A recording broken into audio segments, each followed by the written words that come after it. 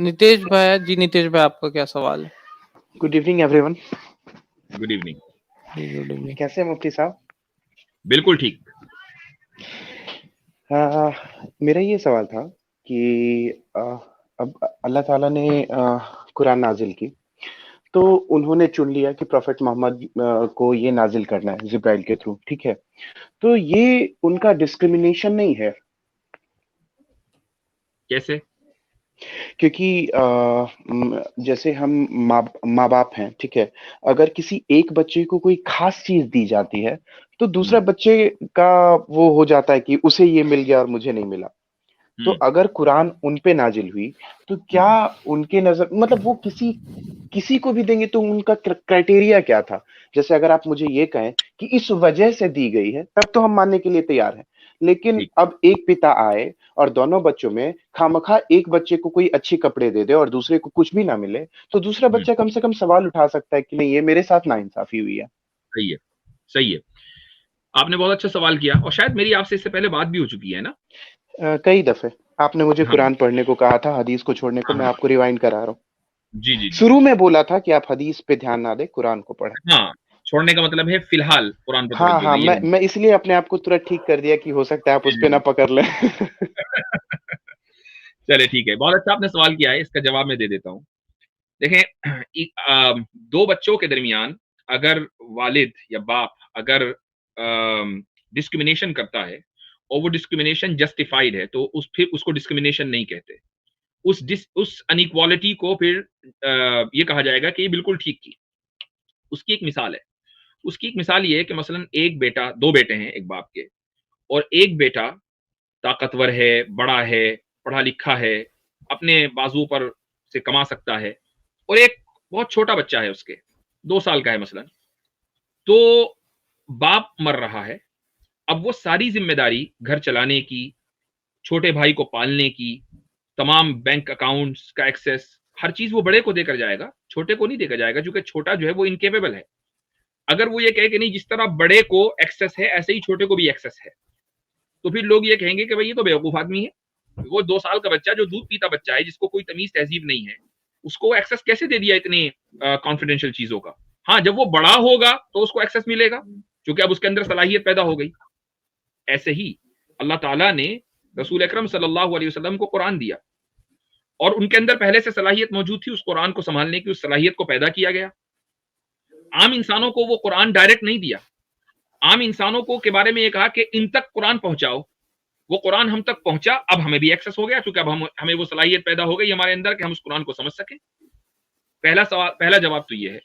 तो अब ये जो फर्क है ये जस्टिफाइड है, और जब जस्टिफाइड फर्क होता है तो उसमें कोई मसला नहीं होता, उसको डिस्क्रिमिनेशन नहीं कहा जाता। पहला जवाब ये है। दूसरा जवाब देता हूं। दूसरा जवाब ये है कि अगर मान लें खुदा कुरान करीम एक के बजाय 10 इंसानों को देता, तो फिर 100 इंसानों को भी देना चाहिए था, क्योंकि जब 10 को दे दिया तो 100 का क्या कसूर है, बकिया 100 का। और जब 100 को दिया तो फिर 8 के 8 बिलियन को देना चाहिए था डायरेक्ट, हर इंसान को, जो आज के दौर में 8 बिलियन है। और तमाम इंसानियत शुरू से लेकर आखिर तक कितने बिलियन है ये हम नहीं जानते, कोई नहीं जानता, लेकिन मान लो 20 बिलियन है, तो हर 20 बिलियन में से हर बंदे को डायरेक्ट कुरान करीम मिलना चाहिए था। अगर कुरान मिल जाता तो मुझे बताइए कि क्या इस दुनिया में, चूंकि हर एक को डायरेक्ट मिला है, हर एक नबी है, तो अब ईवल का तो वजूद ही ना होता ना। तो जो इस कायनात का मकसद है कि एक इंसान अपनी फ्री विल से वो खैर को शर के ऊपर, अच्छाई को बुराई के ऊपर गालिब कर ले, उसका वो कॉन्सेप्ट खत्म हो जाता। फिर अल्लाह ताला इंसाफ कैसे करता? फिर जन्नत और जहन्नम की कोई जरूरत ही नहीं थी। मुकम्मल जो एक सिस्टम और एक निजाम क्रिएट किया है वो मुकम्मल डिस्टर्ब हो जाता। ये दो जवाबात हैं जी। मुफ्ती साहब, आपने सलाहियत की बात की, ठीक है? इसका इंग्लिश वर्ड मुझे बता दें। कैपेबिलिटी। ठीक है, कैपेबिलिटी। तो ये भी देने वाले तो अल्लाह ही है ना। अगर कोई बच्चा पैदा होता है तो बच्चा कितना कैपेबल होगा ये अल्लाह मियां डिसाइड करते हैं, ठीक है?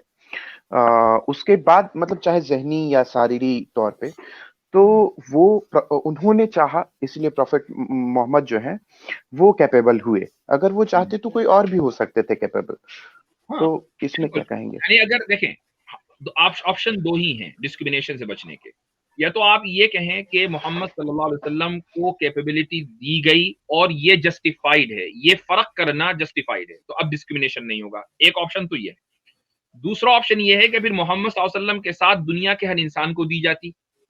یہ دو ہی آپشن ہیں.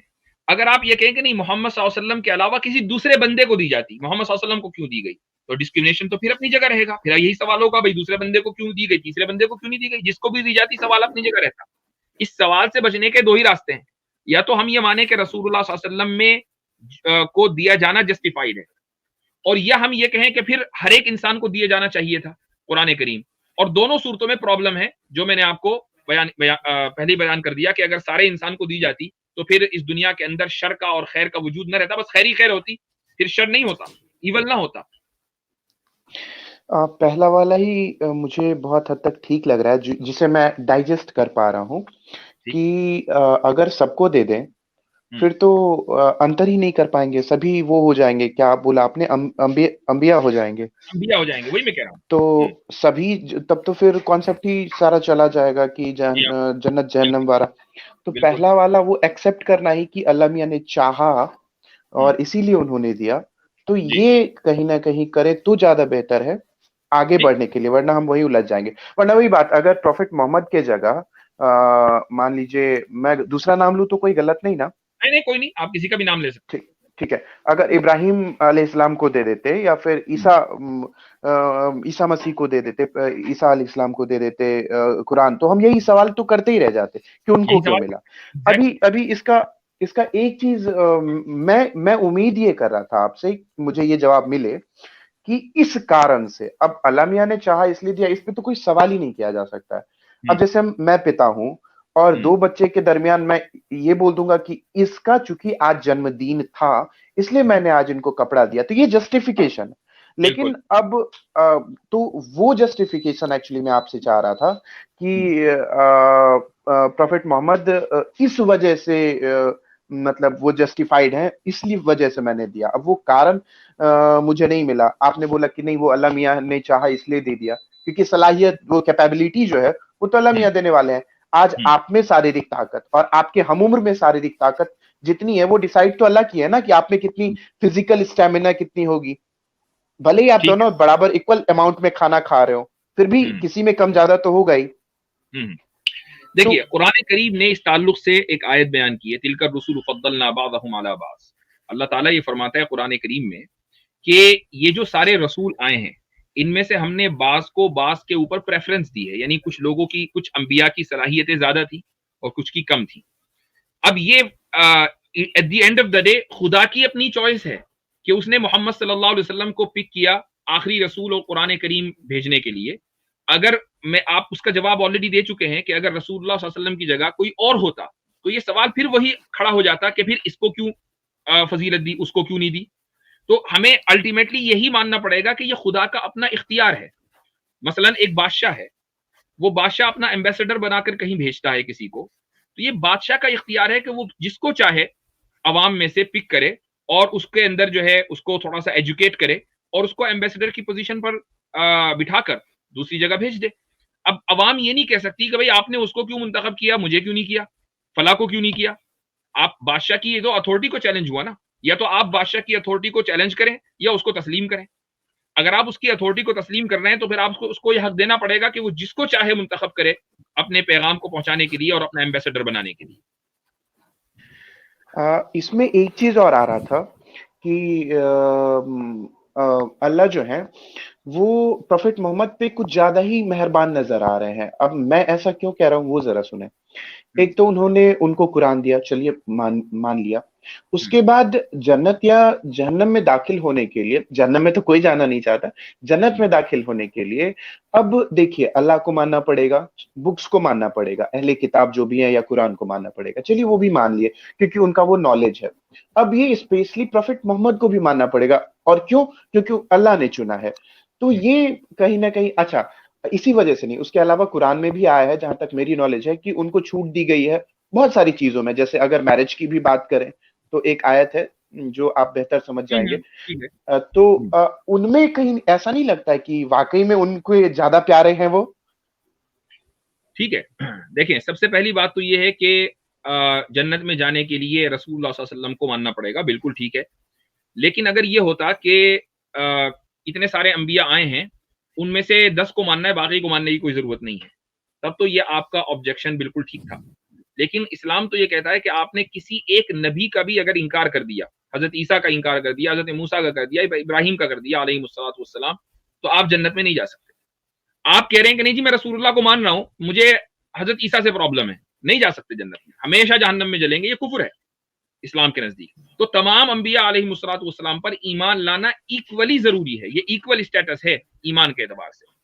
اب رہی یہ بات کہ دنیاوی معاملات میں رسول اللہ صلی اللہ علیہ وسلم کو کچھ اسپیشل فیور دیا ہے، تو یہ جسٹیفائڈ ہے. اس کی وجہ یہ ہے کہ جو میں اس کی ایک مثال دے رہا ہوں، مثال جو ہے بغیر کسی ریزمبلنس کے ہے، وہ یہ ہے کہ جو ہیڈ آف دا اسٹیٹ ہوتا ہے اس کا پروٹوکول بالکل الگ ہوتا ہے، اور ایک عام انسان کا جو پروٹوکول ہے وہ الگ ہوتا ہے.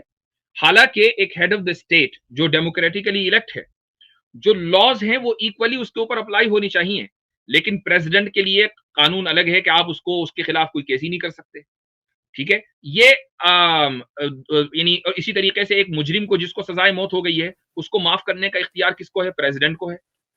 تو پوائنٹ یہ ہے کہ آپ کی جو ڈیموکریسی ہے اس میں بھی آپ یہ فرق کرتے ہیں کہ جو ہیڈ آف دا اسٹیٹ ہے اس کا پروٹوکول الگ ہوتا ہے اور عام لوگوں کا پروٹوکول الگ ہوتا ہے. اس کا مطلب یہ ہوا کہ ایک فطری چیز ہے، ایک نیچرل چیز ہے. رسول اللہ صلی اللہ علیہ وسلم کو جو کچھ اسپیشل ٹریٹمنٹ کیا گیا اس کے پیچھے جسٹیفیکیشنز ہیں. مثال کے طور پر جو ابھی الگ مسئلہ ہو گیا کہ ان کو زیادہ شادیوں کی اجازت تھی اور عام مسلمانوں کو 4 شادیوں کی اجازت ہے. لیکن اگر رسول اللہ صلی اللہ علیہ وسلم کو وہ اجازت اس لیے ہوتی کہ بھئی تم اپنے نفس کی خواہش پوری کرتے رہو، تو پھر بات 11 پہ نہ رکتی، پھر تو بات 100 200 300 پہ چلی جاتی، روزانہ ایک شادی ہوتی، کوئی روک نہیں سکتا تھا اور کسی کو مسلمان کو کوئی اعتراض بھی نہ ہوتا. لیکن آپ صلی اللہ علیہ وسلم کو جتنی بھی شادیوں کی اجازت دی گئی اس کے پیچھے جسٹیفیکیشن یہ ہے کہ اس زمانے میں ایک ٹرائبل سسٹم تھا، اور ٹرائبل سسٹم کو ایک یونیفائڈ امتک سسٹم میں تبدیل کرنے کے لیے ضروری تھا کہ ان کے ساتھ اس طرح کا تعلق ہو کہ جس کو آسانی کے ساتھ توڑا نہ جا سکے. اس لیے آپ صلی اللہ علیہ وسلم نے الگ الگ قبیلوں کے اندر شادیاں کی، اور اس شادی کا نتیجہ یہ نکلا کہ سارے کے سارے قبیلے مسلمان ہو گئے یا دشمنیاں ختم ہو گئی. اب آپ یہ دیکھیں کہ ام حبیبہ رضی اللہ عنہا سے جب رسول اللہ صلی اللہ علیہ وسلم نے نکاح کیا تو اس کے بعد ابو سفیان سے پھر کوئی جھگڑا نہیں ہوا. اس سے پہلے ابو سفیان جو مکہ کے چیف تھے، احزاب بھی ہو رہی ہے اور احد بھی ہو رہی ہے اور بدر بھی ہو رہی ہے، لیکن جیسے ہی ام حبیبہ رضی اللہ عنہا سے نکاح ہو گیا جنگ ختم ہو گئی. تو کہنے کا مقصد یہ کہ اس کے جو فوائد تھے وہ رسول اللہ صلی اللہ علیہ وسلم تک نہیں تھے، بلکہ اس کے جو فوائد تھے ان شادیوں کے وہ پوری امت کے لیے تھے، پوری قوم کے لیے تھے. اس لیے وہ اسپیشل ٹریٹمنٹ دیا گیا، اس کے پیچھے جسٹیفیکیشن ہے. یہاں ایک بات ایڈ کروں مفتی صاحب کہ جیسے کہ ایک بات یہ ہے کہ رسول اللہ صلی اللہ علیہ وسلم پر ایمان لانا تو جنت میں جائیں گے، تو یہاں ایک بات اور یہ بھی جاننی ضروری ہے کہ ہر وقت کے نبی پر ایمان لانا ضروری، یعنی حضور پاک صلی اللہ علیہ وسلم سے پہلے جو امتیں آئی تو کیا وہ جنت میں نہیں جائیں گی؟ ہر امت کے لیے ضروری تھا اپنے وقت کے نبی کے اوپر ایمان لانا، اور ہمارے لیے تو آلریڈی بڑھ گیا ہے کہ سارے نبی کے اوپر ایمان لانا. اور جہاں اور حضور پاک صلی اللہ علیہ وسلم کے ساتھ جی حضور پاک صلی اللہ علیہ وسلم کے ساتھ جو چیزیں خاص تھی اس کے اندر یہ بھی ہم کو توجہ دینی چاہیے کہ حضور کے لیے تہجد کی نمازیں فرض تھی، یعنی حضور اپنے لیے فرض کر رکھے تھے، جبکہ امت محمدیہ کے لیے رخصت ہے. جہاں خصوصیت کی بات ہوتی ہے وہاں اس خصوصیت کی طرف بھی ہماری نگاہ جانی چاہیے. بالکل یہی ہے کہ ہم لوگ جو ہے جب اس بات پر کرتے ہیں کہ اسپیشل ٹریٹ کیا، ہم یہ تو دیکھتے ہیں کہ جی زیادہ شادیاں کی، لیکن یہ نہیں دیکھتے کہ وہ 6 نمازیں پڑھ رہے ہیں، ہمیں 5 نمازوں کا حکم ہے. وہ روزانہ روزہ رکھ رہے ہیں بغیر افطار کیے، ہمیں حکم ہے کہ نہیں افطار کرو، اور روزانہ رکھنے کی ضرورت نہیں ہے، ایک دن چھوڑ کے رکھو اگر رکھنا ہی ہے، ورنہ پھر رمضان میں 1 مہینے کا رکھو کافی ہے. تو یہ فرق ہے، یعنی ایک آدمی کو اگر اسپیشل ٹریٹمنٹ دیا گیا تو اس کے اوپر رسپانسبلٹیز بھی زیادہ ہیں. جی نتیش بھائی، امید ہے کہ آپ کا جواب مل گیا ہوگا آپ کو. ہاں بالکل بالکل، نہیں کافی سیٹسفیکٹری تھا. چلیے اس میں میں یہ کہہ رہا تھا کہ جنت تو دور کی بات ہے، یہاں مسلمان بننے کے لیے بھی کلمہ میں آتا ہے ان کو باقیوں کو تو کلمہ میں یہ آتا ہے کہ باقی کو بھی ماننا پڑے گا. جیسے مسلمان بننے کے لیے دیکھیں جب آپ اسلام میں داخل ہو رہے ہیں تو اسلام میں داخل ہونے کے لیے ایک آپ کو بنیادی طور پر اسلام میں داخل ہونے کے لیے ایک بنیادی اسٹیٹمنٹ ہے، اشہد ان لا الہ الا اللہ و اشہد ان محمد عبدہ و رسولہ. اب آپ اسلام میں داخل ہو گئے، لیکن یہ گویا کہ ایک طرح کا समझ लें कि एक मसलन एक टिकट है अंदर आने का, लेकिन जब आप अंदर आएंगे तो बहुत सारी चीजें अंदर हैं। वो उनमें से एक क्या है, आमनतु बिल्लाहि व मलाइकतिही व कुतुबिही व रुसुलिही वल यौमिल आखिर, ये आखिर तक चल रहा है। उसमें इसका तर्जुमा है कि मैं ईमान लाया अल्लाह के ऊपर, उसकी भेजी हुई तमाम किताबों के ऊपर, उसके भेजे हुए तमाम रसूलों के ऊपर। मैं ईमान लाया क़यामत के ऊपर, जन्नत और जहन्नम के ऊपर, और प्रीडेस्टिनेशन के ऊपर। ये बुनियादी चीजें हैं कि जिनके ऊपर ईमान लाना जरूरी है। जब आप अशहदु अल्ला इलाहा इल्लल्लाह व अशहदु अन्ना मुहम्मदन अब्दुहु व रसूलुहु कहते हैं, तो आप दरअसल उन सारी चीजों पर ईमान ला रहे होते हैं। अगर आप उनमें से किसी भी एक चीज पर ईमान न लाएं, तो आपका अशहदु अल्ला इलाहा इल्लल्लाह व अशहदु अन्ना मुहम्मदन अब्दुहु व रसूलुहु कहना ये एक्सेप्टेड नहीं होगा। और यही मेरे लिए टफ हो रहा है, पता नहीं बाकियों के लिए।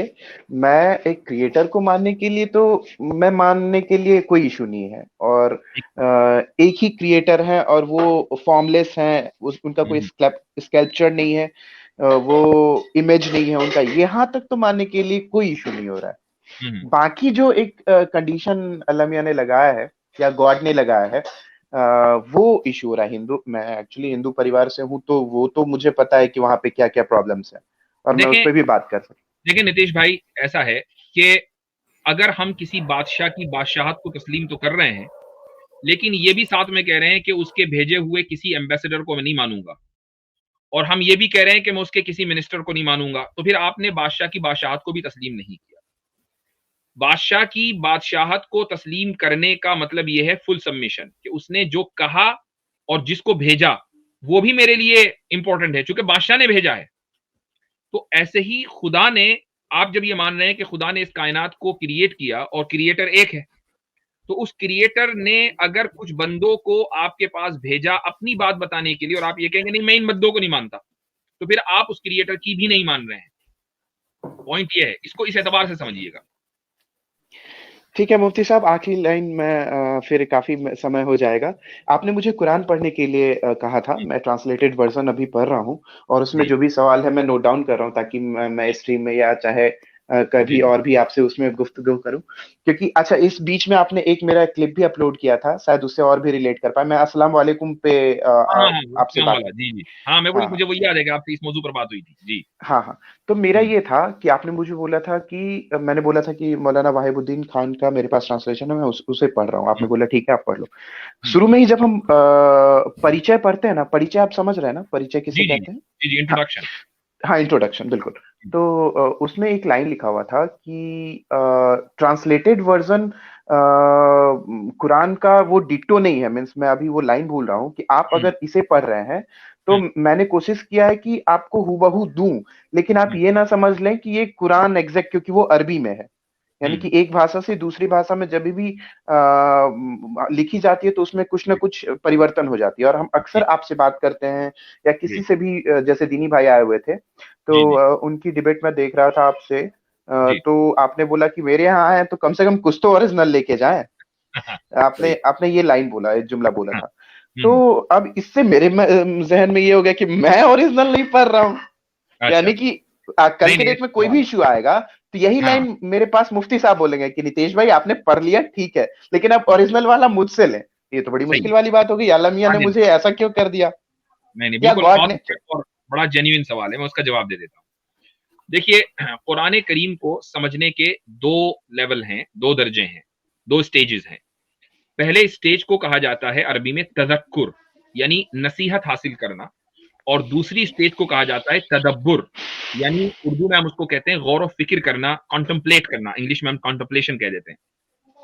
तो कुरान करीम के बारे में जो पहली स्टेज है तज़क्कुर, उसके बारे में कुरान ये कहता है कि वलक़द यस्सरनल कुरान लिज़्ज़िक्रि फहल मिन मुद्दकिर, कि हमने कुरान करीम को नसीहत हासिल करने के लिए बहुत आसान कर दिया है, तो क्या कोई नसीहत हासिल करने वाला है?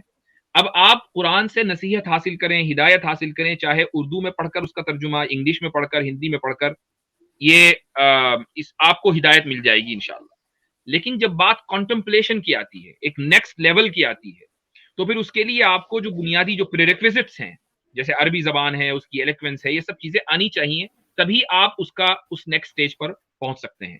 तो जब वहीदुद्दीन खान साहब या कोई और ट्रांसलेटर जब वो ये कहता है कि मैं तर्जुमा करके आपको दे तो रहा हूं, لیکن یہ ایگزیکٹ ورڈز آف گاڈ نہیں ہے. یہ بات بالکل صحیح ہے, چونکہ جو ترجمہ اس نے کیا ہے وہ تو خود اس کا اپنا ایفرٹ ہے نا. گاڈ نے, خدا نے ترجمہ نازل نہیں کیا, عربی کا کلام نازل کیا ہے. جو بھی ترجمہ کرے گا وہ یہ نہیں کہہ سکتا کہ یہ خدا ہے جو میں نے ترجمہ کیا, یہی الفاظ خدا نے بھیجے ہیں, وہ یہ نہیں کہہ سکتا. تو یہ ان کی آنےسٹی ہے کہ انہوں نے آپ کو بتا دیا. ہاں زیادہ سے زیادہ آپ یہ کہہ سکتے ہیں کہ میں خدا کے کلام کے بہت قریب آ گیا, آلموسٹ میں اس کو نصیحت حاصل کرنے کے لیے سمجھ پا رہا ہوں. اتنا آپ بالکل کر سکتے ہیں ترجمے کی بنیاد پر. شکریہ مفتی صاحب, کافی سمے میں نے آپ کا لے لیا. میں آپ سے ایسے ہی بات کرتا رہوں گا بیچ بیچ میں, تاکہ لگا کافی آپ کو؟ سمجھ سکتے. شکریہ.